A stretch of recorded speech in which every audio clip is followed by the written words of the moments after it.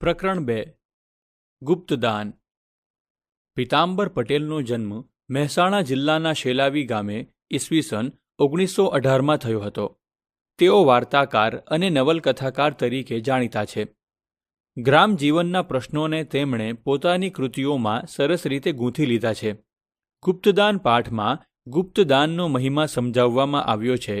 દાન કરવું એ ખૂબ પુણ્યનું કાર્ય માનવામાં આવે છે. ચાલો આજે આપણે આ વાર્તા સાંભળીશું.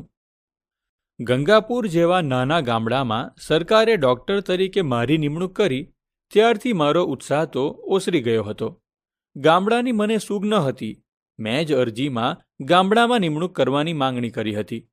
પણ ગંગાપુર એને તે ગામડું કહેવું કે આંદામાન? કાળા પાણીની સજા થઈ હોય એવું લાગ્યું. આ ગામ સ્ટેશનથી 16 કિલોમીટર દૂર છે. સ્ટેશનથી અહીં આવવા માટે ન મળે મોટર બસ કે ન મળે ગાડું. નદી નાળાવાળો રસ્તો છે એટલે ઘોડા પર સામાન મૂકીને આવજા કરવી પડે. ઉનાળામાં નદીમાં પાણી ઓસરી જાય ત્યારે ગાડું ચાલી શકે.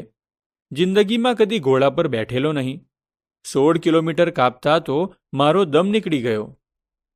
વાહન વ્યવહારની તકલીફ છે તેવી જ ટપાલની તકલીફ છે. અઠવાડિયામાં 3 દિવસ આવે. ગામમાં પગ મૂકતા જ મને થઈ ગયું કે હું દુનિયાથી દૂર ફેંકાઈ ગયો છું. જ્યાં સુધી ટપાલમાં આવેલું છાપું ન વાંચીએ ત્યાં સુધી ખબર શું પડે કે બહાર શું ચાલી રહ્યું છે. છતાં મેં ગમાડ્યું. મેં મનને મનાવી લીધું. હું ઓછો હવા ખાવા નીકળ્યો છું તે ગામડાની શોભાને યાદ કરતો નિસાસા નાખું. હું તો અહીં દર્દીઓની સેવા કરવા આવ્યો છું. આજ સુધી ગામડું જેનાથી વંચિત હતું એવું દવાખાનું ચલાવવા આવ્યો છું. મારે મિશનરી પેઠે માત્ર સેવાનો જ ખ્યાલ કરવો જોઈએ. ને અહીં છેવાડે એક ખૂણાના ગામમાં નિમાયો છું. એમાંય ઈશ્વરનો સંકેત હશે. આવા ગામમાં ટપાલ રોજ આવતી નથી તો દવા ક્યાંથી આવતી હોય? આ લોકોને દવા માટે કેટલે બધે દૂર જવું પડે છે. ચોમાસામાં નદીમાં પાણી આવતું હોય તો તે લોકો ક્યાં જાય? સેવા જ કરવી હોય તેને માટે તો આથી વધારે સારું સ્થળ ક્યાં જડે? જેને વધુમાં વધુ સેવાની જરૂર છે એવા લોકો વચ્ચે ઈશ્વરે મને મૂકી દીધો છે. ગામમાં ક્યાં રહેવું તે પણ પ્રશ્ન હતો. સરકારે દવાખાનાનું મકાન જુદું બંધાવ્યું ન હતું. ગામના ચોરાની એક ઓરડીમાં હમણાં તેની શરૂઆત કરવાની હતી. એટલે મારે રહેવાનો પ્રશ્ન ઊભો થયો. ગામમાં ભીખા શેઠનું ઘર જરા ઠીક કહી શકાય તેવું હતું. એમને વિનંતી કરી એટલે એમણે પોતાનો મેળો ખાલી કરી આપ્યો. દવાઓ આવી ગઈ. ભીખા શેઠની મદદથી દવાખાનું શરૂ પણ કર્યું. મેં કમ્પાઉન્ડરની માંગણી કરી હતી પણ જવાબ આવ્યો કે ત્યાં આવવા કોઈ કમ્પાઉન્ડર મળતો નથી, માટે ગામડામાંથી જ કોઈની નિમણૂક કરવી. એટલે મેં શંકર નામના એક નવજુવાનને રોકી લીધો. ગામના જ નહીં, આજુબાજુના ગામના લોકો પણ દવા લેવા આવતા હતા. આટલામાં દવાખાનું હતું નહીં એટલે લોકોનો જબરો ધસારો થતો હતો. હું એકલો પહોંચી વળતો ન હતો. દવાઓ પણ પહોંચી શકતી ન હતી. પણ મને કંઈક કરવાનો ઉમંગ હતો એટલે ન હોતો થાક કે ન હોતો આવતો કંટાળો. મને ભીખાશેઠનું વર્તન અકળ લાગ્યા કરતું હતું. પાઈ માટે એ મરી જાય. તેમની પાસે ખાસ્સી મૂડી હતી. દુકાન ચલાવતા હતા અને ધીરધાર પણ કરતા હતા. તોય તે પગે ચાલીને સ્ટેશને જાય. ઉનાળાના દિવસોમાં ગાડા ચાલતા હોય તોય તે ખરા તડકામાં ચાલી નાખે. પાસે સામાન હોય તો મજૂર કરી લે પણ ગાડામાં ન બેસે. પાછા શેઠ જબરા કરકસરિયા. ખરું જોતા તો તેમને કંજૂસ જ કહેવા જોઈએ. ગામમાં કદાચ એ જ પૈસાદાર હશે, છતાં મેં તેમના શરીરે કદી સારું લુગડું જોયું નથી. થાગડ થીગડવાળું ધોતિયું હોય અને એવો જ જબ્બો હોય. જોડા પણ જૂના ખેંચે રાખતા હતા. મને થયું કે આવા કંજૂસના ઘરમાં ક્યાંથી રહેવા આવ્યો. ખૂબી તો જુઓ. ઘરમાં ખાનારા માત્ર 3 જીવ હતા. શેઠ, શેઠાણી અને એકનો એક નાનો દીકરો. પણ શેઠાણીને એ સુખે ખાવા દેતા હશે કે કેમ એ શંકા છે. જે પૈસાને જ પરમેશ્વર ગણે એને બીજું શું દેખાય? તેમના બાપને એ ખોટના દીકરા હતા એટલે ભીખો નામ પાડ્યું હતું. તેમને પોતાને પણ નાથો ખોટનો દીકરો હતો. પાછળથી ઘણુંય ભર્યું હતું પણ શેઠનો હાથ બંધાઈ ગયો હતો. જેમ જેમ હું આજુબાજુના ગામોથી પરિચિત થતો ગયો તેમ તેમ સમજાતું ગયું કે આ ગામ બીજા ગામોના પ્રમાણમાં ઠીક હતું. તેમાંય ભીખા શેઠનું નામ તો ચોમેર પંકાયેલું હતું. લોકો પણ એમને માન આપતા હતા. આ જોઈ મને મનમાં ખેદ થતો હતો કે લોકો પૈસાને જ નમન કરે છે, સત્તા આગળ જ સીધા રહે છે, તેમનો સેવક થઈને જાય તેને તો ધક્કે ચડાવે એવા છે. ખરું જોતા તો મારે ભીખા શેઠ માટે રોષ કરવાનું કોઈ કારણ ન હતું. તેમણે મારું કંઈ બગાડ્યું ન હતું. ઉલટું તે તો ડૉક્ટર સાહેબ કહીને અડધા અડધા થઈ જતા હતા. તેમણે મને રહેવા મેળો પણ ખાલી કરી આપ્યો હતો.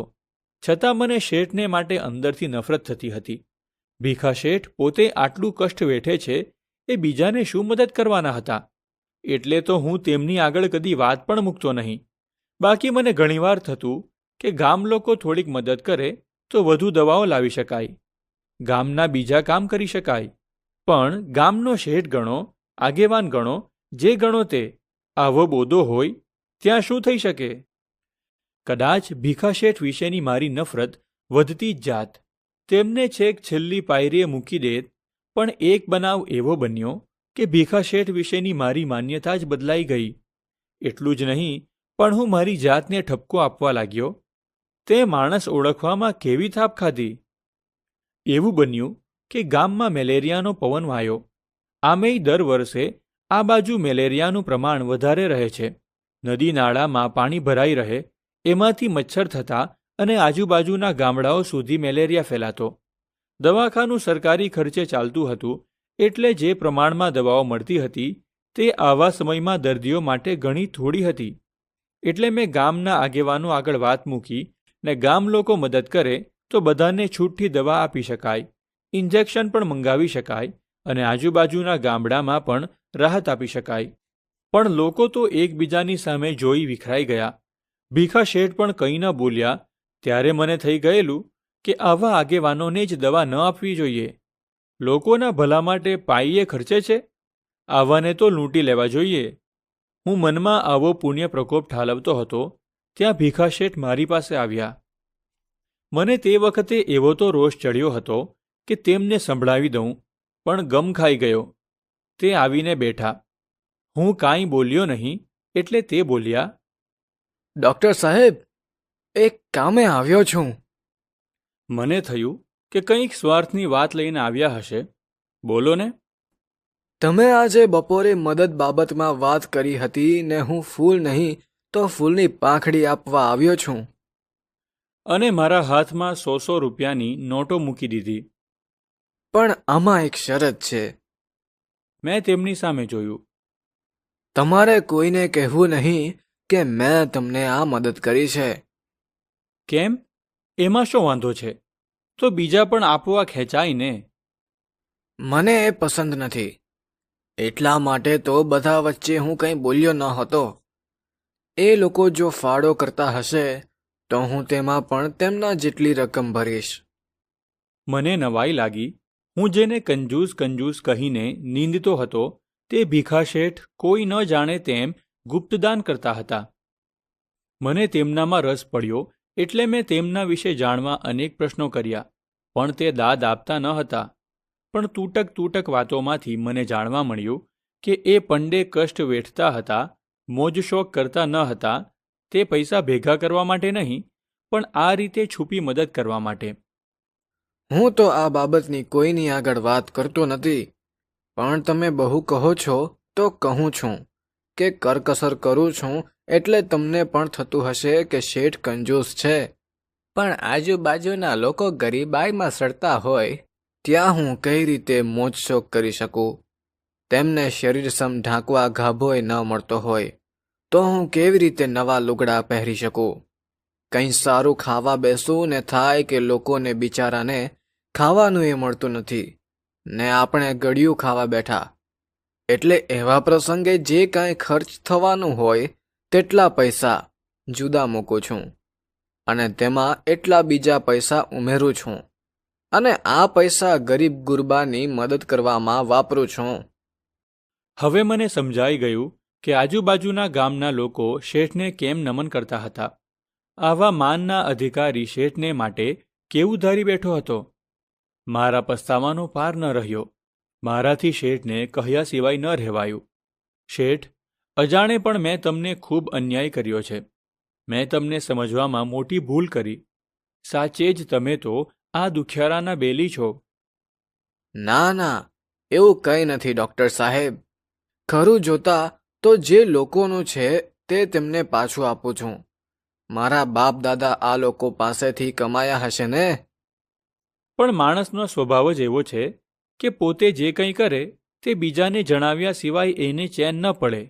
તમે તો એ તમારું કહેવું ખરું છે.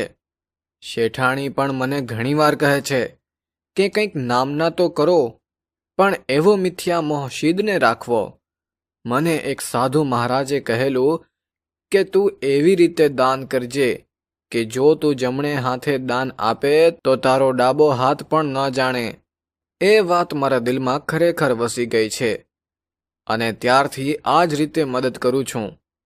એ વખતે મેં શેઠને નમન કર્યા. બહારથી થાગડ થીગડવાળા દેખાતા શેઠ દાનવીર જ નહીં, પણ જીવનની સૂઝવાળા વિચારક પણ હતા. હું શેઠ સામે માનભરી નજરે જોઈ રહ્યો.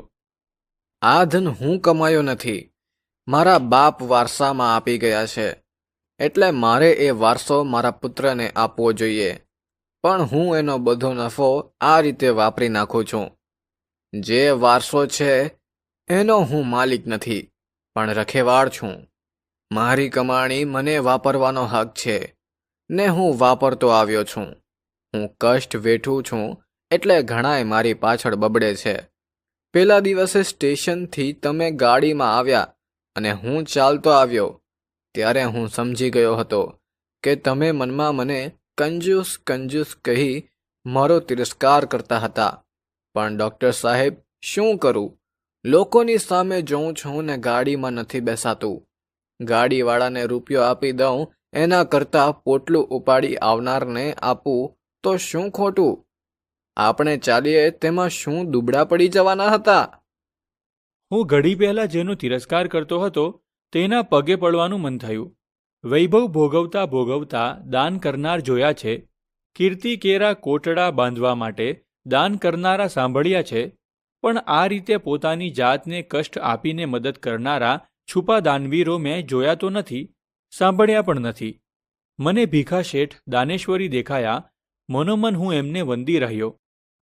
સારાંશ: આ વાર્તામાં ભીખા શેઠ અત્યંત કંજૂસ બનીને એકઠા કરેલા પૈસા ગુપ્ત રીતે દાનમાં આપી દે છે. તેમણે ગામના ગરીબો માટે કરેલું ગુપ્તદાન શીખવે છે કે પૈસા ફક્ત પોતાના માટે નહીં, પણ બીજાને મદદ કરવા માટે એકઠા કરવા જોઈએ. ગામડામાં કાર્ય કરતા એક ડૉક્ટરનો ભીખા શેઠ વિશેનો અભિપ્રાય વાર્તાને અંતે જે રીતે બદલાય છે તે બહુ જ રોચક અને પ્રેરણાદાયી છે. એકદમ કંજૂસ લાગતા ભીખા શેઠ જ્યારે કીર્તિની પ્રસિદ્ધિની શોધ કર્યા વિના ગુપ્ત રીતે દાન કરે છે, પછી તેનું વ્યક્તિત્વ મુઠ્ઠી ઊંચું થઈ જાય છે. આધુનિક સમયમાં દાનનો અર્થ કોઈ જરૂરિયાતમંદને સહાય કરવું અથવા સહાયના રૂપમાં કંઈક આપવું. દાનમાં આપેલી ચીજવસ્તુના બદલામાં કોઈ પણ પ્રકારનો વિનિમય કરવો જોઈએ નહીં.